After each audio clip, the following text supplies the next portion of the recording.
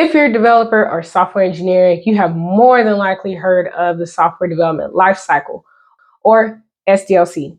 It's the process by which applications are created and deployed, and it's comprised of the following phases: requirements gathering, design, development, testing, deployment, and maintenance. However, over a series of years, security professionals have spent time developing a new framework or a new model that is now replacing the old one called the secure development lifecycle. And in this video, I'll provide a high-level overview of the secure software development lifecycle, or S-SDLC, its phases, and touch on some of the challenges teams could face during their migration to the new model.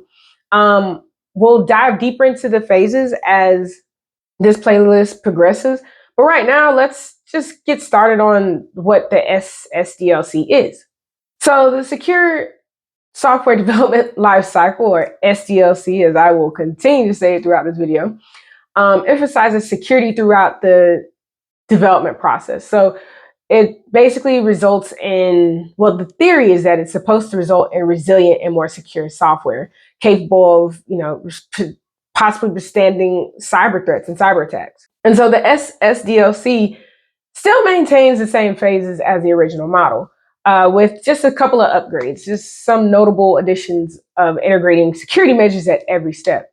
And so a quick disclaimer here, as I probably should have said earlier, SDLC phases may vary in their breakdown, such as like combining planning and requirements gathering into a single phase. But nonetheless, like regardless of how these phases are structured or called, you can align the appropriate category with the appropriate objective. So let's just walk through them. So first you have the requirements phase.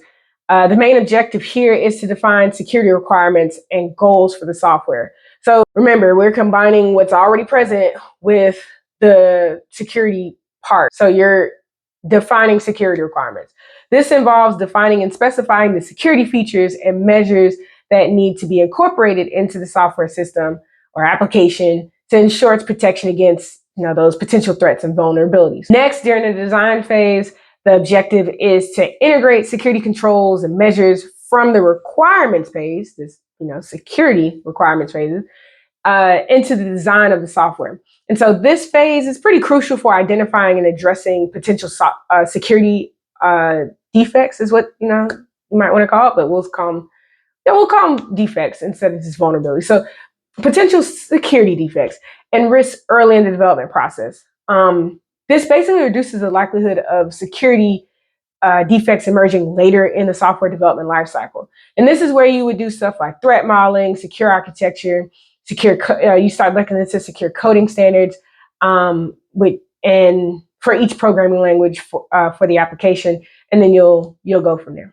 Next, of course, you have the development phase, and this focuses on translating the design specifications into actual code while maintaining a strong emphasis on security. So developers are to write code that follows best secure coding practices, which are that align with the already established security requirements in the design. So it's just flowing here. This is where you'll start getting plugins like Sneak, and you start getting some security testing, which we'll talk about in other videos. But the development phase is where you just start pulling in all the other requirements and design measures into the code. Next, you have the testing phase, and this is where security measures and designs are validated for compliance, resiliency, and recoverability. And that basically means that the code and the application has to undergo various assessments to identify and address any security defects that could be detected prior to release. So the primary goal of the testing phase is to ensure that the software behaves as intended and is resilient against potential security threats. The testing phase is iterative, meaning it's going to continuously going through this cycle with feedback from each testing activity leading to like further refinement of the software.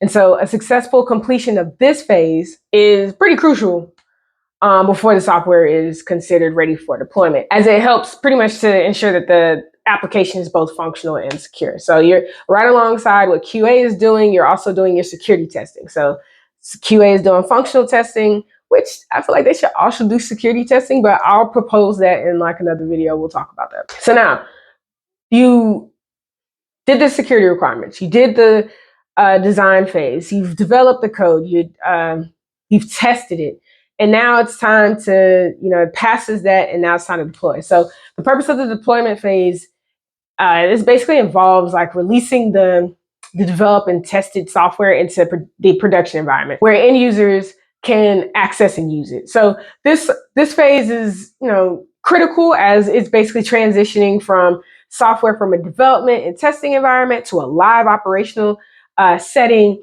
and you have to make sure that security is there strong and during the deployment phase. So you want to make sure you minimize those risks with proper configurations, standing up in a secure environment so that the software can function as it should. Get your last bit of test data out of there and comments and all that other stuff. Just remove all the flags and everything that you did not need when it's going out into production. Just remove all that.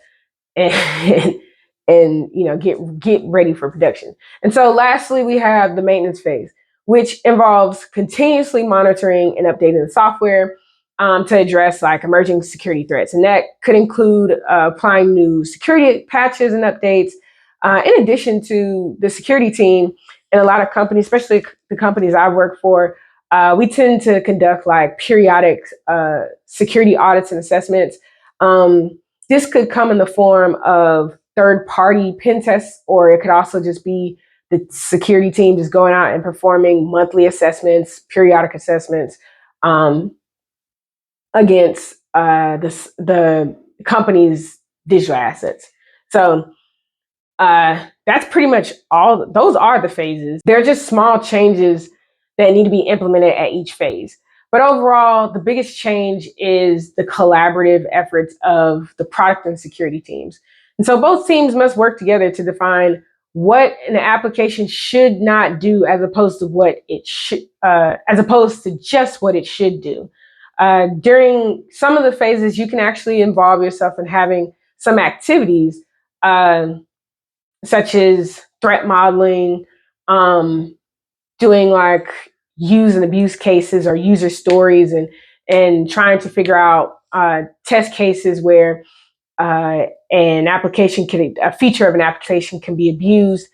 But all that, like I said, requires the team to just get acclimated into the mindset of these things they're not taking away from the things that we're already doing. It's enhancing what we're doing. It's also not just adding one more step. Sometimes it is, but in most cases, it's more of just allowing the communication and identifying what the business should implement to stay in compliance with those policies that we talked about in previous videos. All this is, especially if you're putting out software. So for instance, during the design phase, teams can engage in activities that identify and communicate the security weaknesses, how the security weaknesses will be managed. Threat actors and types of attacks can be discussed and brainstormed, and all of which assist in designing applications that can pretty much withstand known attacks, like at bare minimum, the known attacks. The new ones, the 0 days, we'll all have to deal with that.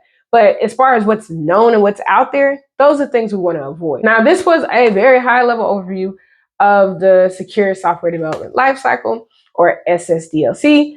But just in case you skip to the end, here's a TLDL, or too long, don't listen. The Secure SDLC was introduced to ensure developers and just product teams reduce the number of vulnerabilities they push into production. And through collaborative efforts to address security early in the development lifecycle, product and security teams can produce more secure digital software and products. So in the next video, we'll take a quick look into the security requirements phase to get a better understanding of the expectations that come out of this new S-SDLC. And so I'll see you then in the next video.